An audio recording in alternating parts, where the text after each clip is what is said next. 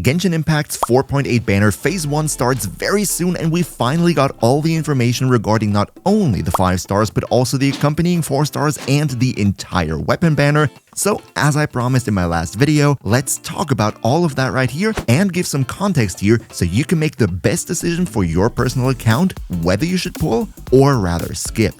Let's dive right into it.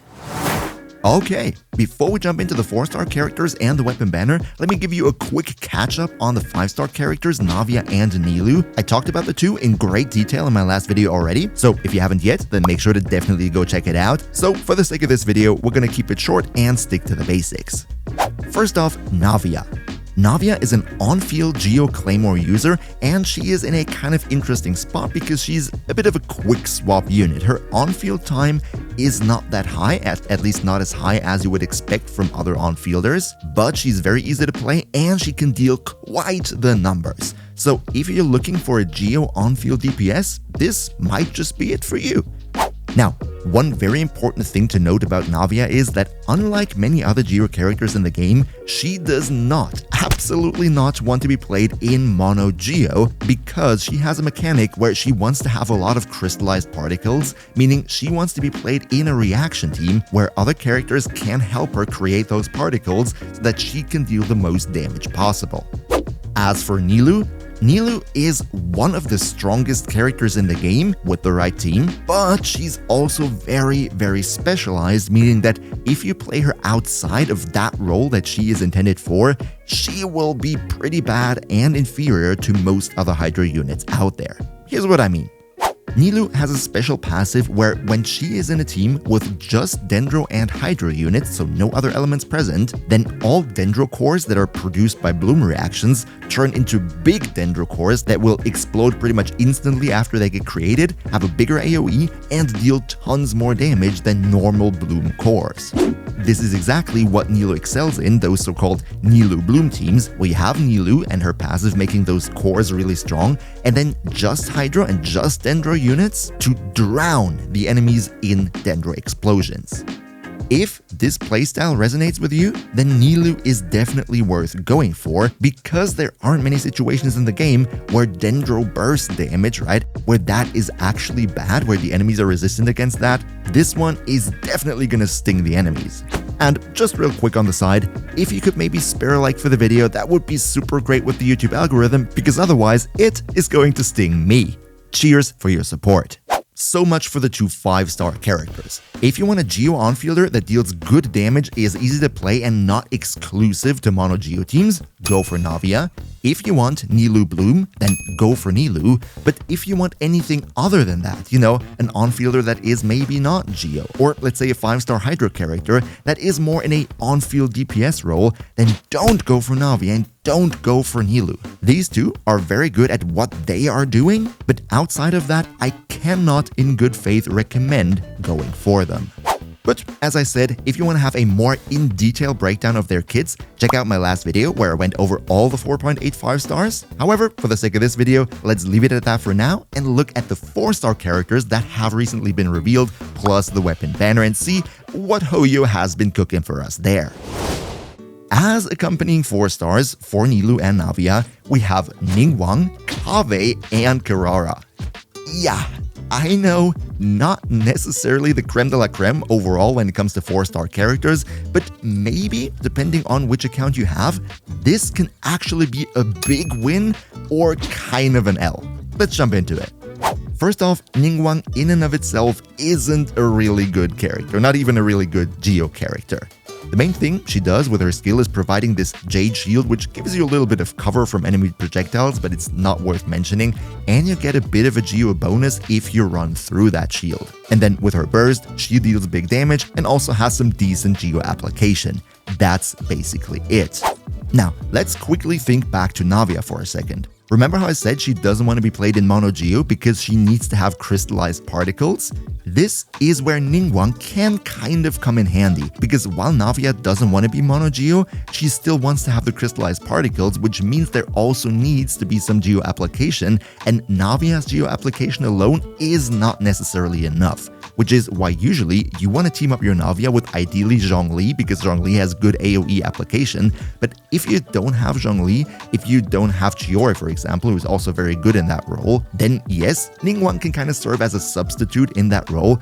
She's not at all perfect in terms of damage or in terms of application, but she is better than nothing.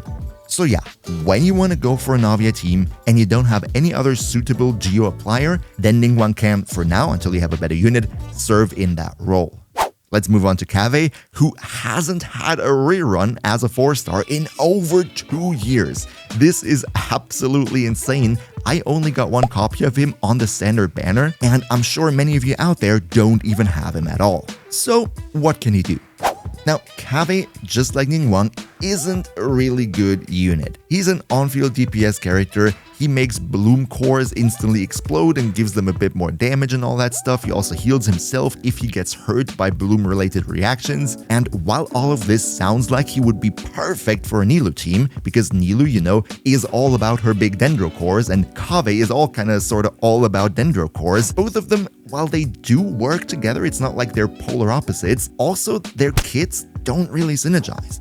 Because of the fact that Nilou's bloom cores explode pretty much instantly anyway, you don't need Kaveh to make them explode instantly, right? And unfortunately, because Kaveh isn't really that much of a good unit, Nilou bloom teams, all in all, are better off if they just use a different unit that is better.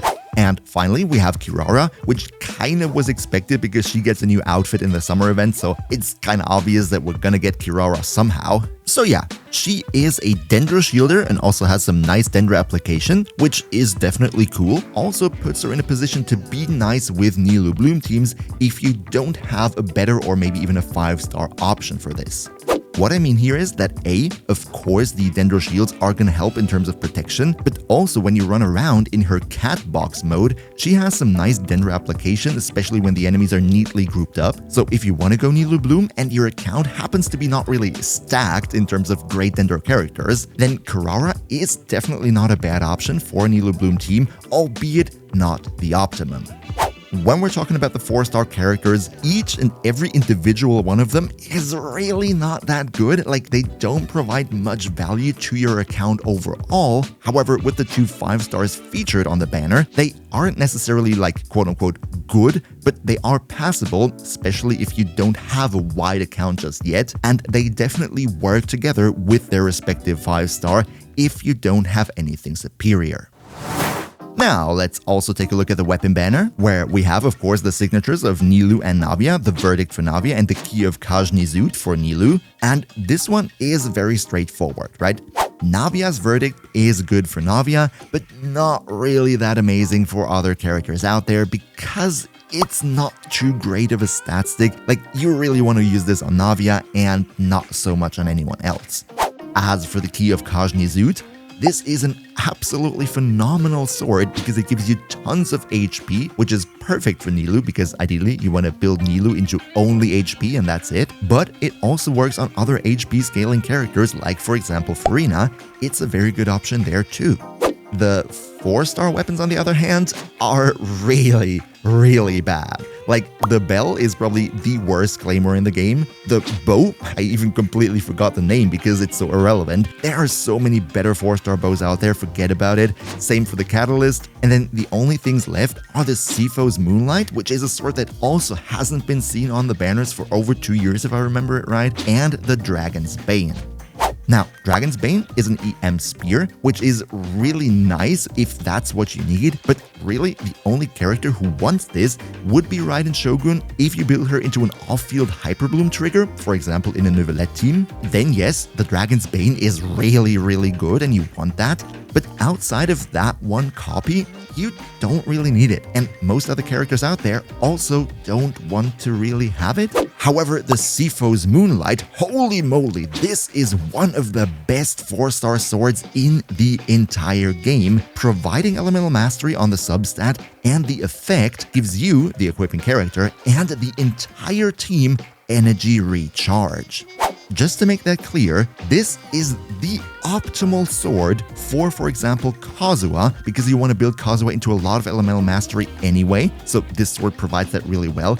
but it also gives energy recharge, the second thing that Kazuha wants a lot, at the same time, and the more elemental mastery you have, the more energy recharge you get. So this is like the absolute perfect solution for him. Same goes, by the way, also for Hyper Bloom trigger Kuki Shinobu. You know, she also wants to have a lot of EM, and it helps with the energy recharge of the entire team. So the Sifo's Moonlight is, it's really, really nice, and it is a shame that this is buried in such a super bad weapons banner.